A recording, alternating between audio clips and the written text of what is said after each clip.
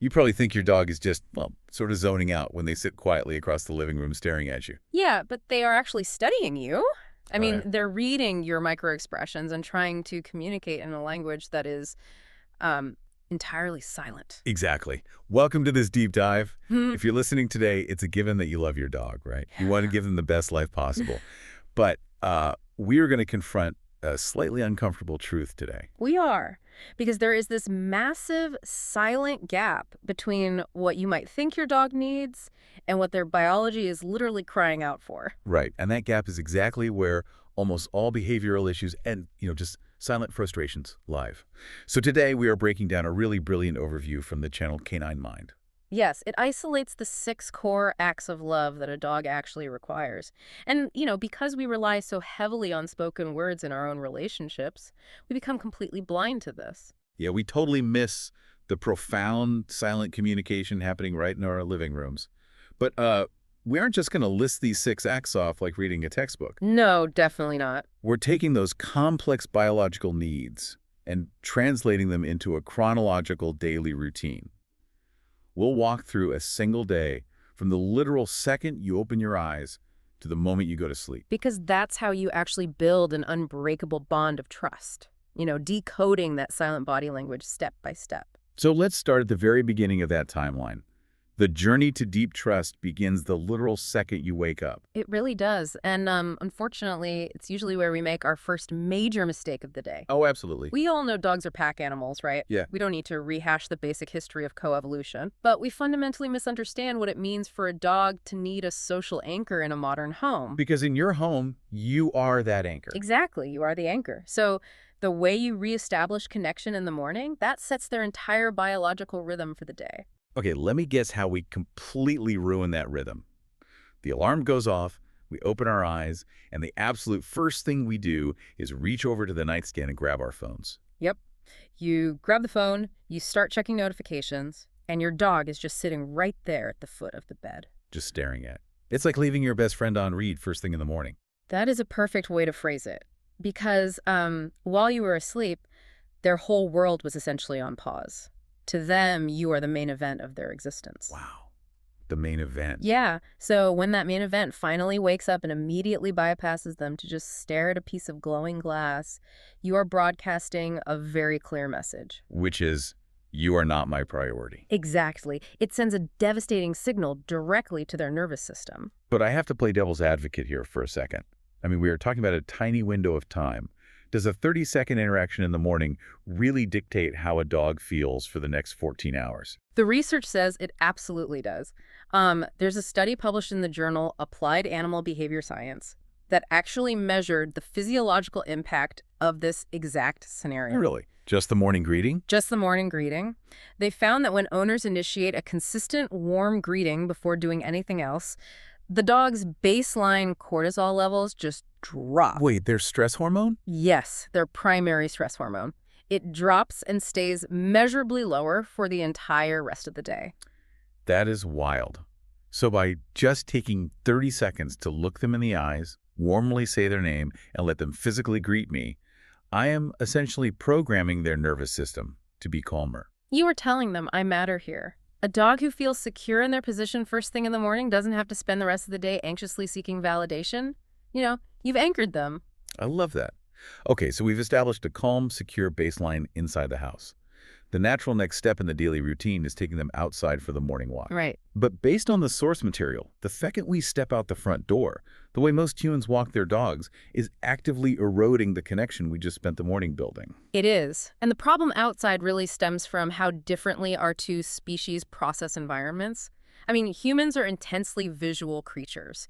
We look at a street and we see trees, cars, houses. Right, but dogs process the world primarily through smell. Exactly. To understand the scale of this, humans have about 6 million olfactory receptors. Dogs have up to 300 million. 300 million. So they are experiencing a level of reality we can't even fathom. And the part of their brain dedicated to analyzing those scents is 40 times larger than ours. So when your dog stops and locks onto a fire hydrant or a patch of grass, they are not wasting time. They're reading a story. Highly complex stories. They are figuring out exactly who has been in that territory, the health of those other animals, what they've eaten, and what their current stress levels are. It's basically the equivalent of letting your dog read their morning newspaper over a cup of coffee, which makes our typical human behavior so embarrassing. Oh, completely. We're usually in a rush, holding a coffee, tugging the leash, saying, come on, let's go, keep moving. We're literally dragging them through a museum at a full sprint. Ripping the newspaper right out of their hands mid-sentence. Exactly. And ripping it away has severe consequences for their mental state. A landmark study in applied animal cognition looked at this specific dynamic.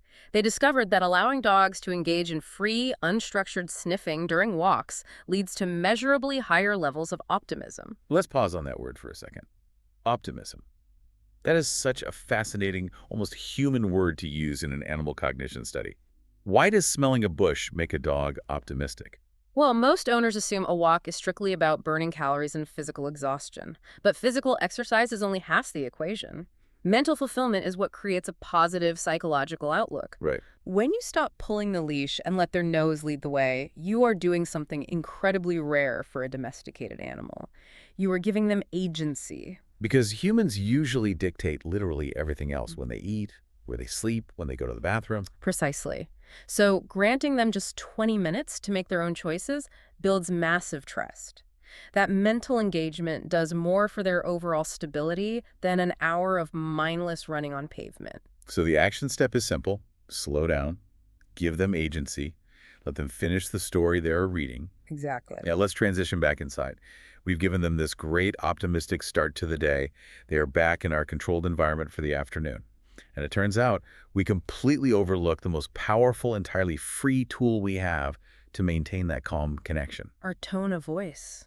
Yes, the tone of our voice. The way we speak to them is far more impactful than most people realize. There was a fascinating 2022 study out of Budapest that utilized brain imaging technology to see exactly how dogs process human speech. And what did they find? The results showed that dogs process the emotional tone of our voices in the exact same hemisphere of the brain that humans use to process emotional communication. That is incredible. So they aren't just recognizing words as commands like sit or stay. They are literally wired to catch our emotional drift. Yeah, so in a way, our voice acts like a remote control for their nervous system. Wow. A regulatory remote control. Right. The researchers noted that when humans use a warm, slightly higher-pitched voice, similar to how we naturally speak to infants, the dogs exhibited immediate physiological relaxation. So their heart rates actually drop. Their heart rates dropped, the tension in their muscles released, and their facial expressions softened. Hearing that makes me rethink every single time I've been stressed out with work, typing an email, and just tossed a flat, monotone good boy in their direction without looking away from the screen. Yeah, because if they are reading your emotional tone that closely, a flat voice gives them conflicting signals. I mean, you're saying a positive word, but the warmth is gone. So their nervous system stays on high alert. Exactly. That flat tone removes the safety signal. The actionable exercise here is to intentionally use your voice to regulate their environment. You don't need expensive calming sprays or anxiety wraps. You just whisper to them. Whisper to them. Greet them softly when you walk into the kitchen. By controlling your tone, you are reaching directly into their brain and saying, everything is safe. We are good. I really like the idea of just whispering to your dog. It forces you to be intimate and present. But let's look at the afternoon energy shift. Because a warm voice is great for keeping them calm, but dogs aren't just fuzzy throw pillows. No, they certainly aren't. They have deep biological drives. And if those drives aren't met as the day goes on, that daytime calm will quickly pivot into destructive chaos. This requires acknowledging what a dog actually is. They are not domesticated wolves who had their wild instincts magically erased over the centuries. They still have all of that inside them. Yes. Those instincts, the prey drive, the chase drive, the retrieve drive, the herding drive, they have merely been redirected. Every single breed carries some version of this ancestral programming. Which really highlights the massive mistake we make when we engage in what the source calls passive play. Oh, passive play is the worst. It's the classic scenario. You're sitting on the couch, scrolling through your phone, and lazily throwing a stuffed animal across the room over and over again. It's the difference between mindlessly tapping a balloon in the air to keep a toddler distracted versus playing a highly competitive game of tennis. If you just tap the balloon, nobody is fulfilled. And unfulfilled drives curdle into real behavioral issues. Like what? Well, the Journal of Veterinary Behavior has documented that dogs suffering from insufficient interactive play often develop what behaviorists term canine depression. Canine depression. Wow. Yeah, and it also heavily contributes to severe separation anxiety and unexplained aggression. If they don't have a structured outlet to express what they were biologically bred to do, that energy turns inward or it gets taken out on your furniture. So how do we upgrade from the balloon to the tennis match? What is the practical way to play with a dog that honors that inner hunter? You have to play it like the game actually has stakes. Don't just throw the toy. Make its movements unpredictable. Build tension by moving it slowly along the floor, pausing, and then suddenly bursting into speed so they have to chase it. Oh, I see. And most importantly, let them win. Let them grab the toy and give it a rigorous shake. Wait, why the shake specifically? I always thought that was just them being goofy. Not at all. That shaking motion is them feeling the deep biological satisfaction of the catch. It literally completes the predatory sequence in their brain. So they have to feel the victory to know you understand what they are made of. I love that. And once they've achieved that victory, you always guide them into a cool-down phase, lowering the intensity of the game to help their nervous system settle back down from that highly aroused state. Okay, so we've played hard, we spiked their arousal, fulfilled their instincts, and brought them back down. This brings us to the evening. The dog's nervous system has been working all day, and now it desperately needs to recover. It does. And this might be the most misunderstood part of a dog's daily routine, the biological need for a sacred retreat. It is incredibly misunderstood, mainly because it directly conflicts with human affection. I mean, dogs are highly social, yes, but their neuroticity demands genuine withdrawal from noise and stimulation in order to process the day and recover. But I have to push back on this on behalf of every affectionate dog owner listening. If I'm walking through the living room and my dog looks incredibly adorable sleeping in their designated bed in the corner, and I just want to crouch down and give them a quick cuddle, how on earth is that stressing them out? Am I really breaking their trust by loving them? Well, if they have retreated to their designated safe space, yes, you are actively breaking their trust. The journal Animals published compelling research demonstrating that an owner-respected retreat space leads to significantly lower indicators of chronic stress in dogs. And the pivotal phrase in that research is owner-respected. Meaning the space only functions as a retreat if the humans enforce the boundary against themselves. Correct. It means that when your dog goes to that bed or that crate, they become invisible. You do not call their name, you do not offer a treat, and you certainly do not pet them while they are trying to rest. So if you open their crate mid-nap just to say a quick hello, you are teaching them a deeply unsettling lesson. You are teaching them that there is nowhere in this entire house where they can truly drop their guard and turn off. Wow. Which means they learn they must always remain on a low level of alert, just anticipating an unpredictable interaction. Exactly. A dog that cannot genuinely rest cannot physiologically recover. So many owners bring dogs to behaviorists complaining about stubbornness or reactivity, when in reality the dog is just suffering from accumulated exhaustion. So the evening mandate is strict. Give them a comfortable space and treat it as sacred ground. If they're in it, pretend they have an impenetrable force field around them. Let them recharge entirely on their own terms. It requires discipline from the owner, but the payoff is immense. Which brings us to the end of the day and the ultimate payoff. Let's recap the routine we've executed today. Okay. You woke up and greeted them properly without looking at your phone. You took them outside and let them read the neighborhood novel at their own pace. Whoa. You maintained a warm, regulatory tone of voice indoors. You played a high-stakes game that honored their instincts, and you completely respected their sacred retreat. Yeah, that's the perfect day. And if you do all of that, the source material points to a specific physical behavior that happens at night. This is the moment you are sitting on the couch watching television, and your dog deliberately walks over, collapses next to you, and presses the full dead weight of their body against yours to fall asleep. The universal numb arm experience. Every dog owner knows this. You're trapped. You suddenly realize the TV remote is on the coffee table, your foot is falling asleep, and you desperately need a glass of water.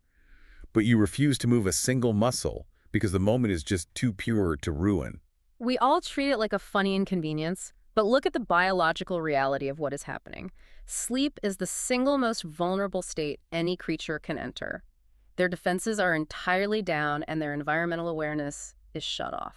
Because in the wild, entering that state carelessly gets you killed. Precisely. So when a dog actively chooses to surrender to that vulnerability while physically touching you, they are making a profound declaration.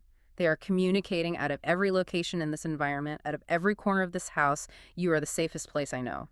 That changes how you view that inconvenience entirely. It's not just a nap. It is the physical receipt of the trust account you have been actively making deposits into since the second you woke up. It really is. Every time you stay still and endure the numb arm, you are answering their trust with a silent confirmation that they were right to choose you. Building a deep bond isn't about grand gestures. It's not about the most expensive toys or massive weekend hiking trips or flawless obedience training. It is an accumulation of small, highly intentional daily acts that respect how their biology actually works. It is about learning to see the world through their nose, their instincts, and their silent language.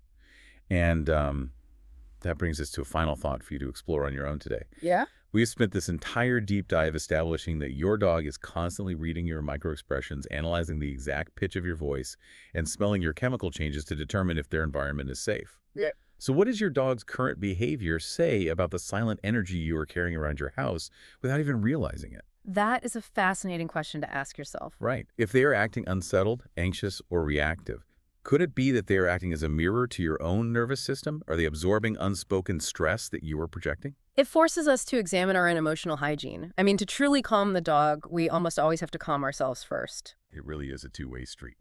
Well, thank you for joining us on this deep dive. Tomorrow morning, when you open your eyes, leave the phone on the nightstand for just 30 seconds. Look at that completely silent animal at the foot of your bed and realize that while they don't have words, they have been handing you a map to their heart this entire time. You just have to know how to read it.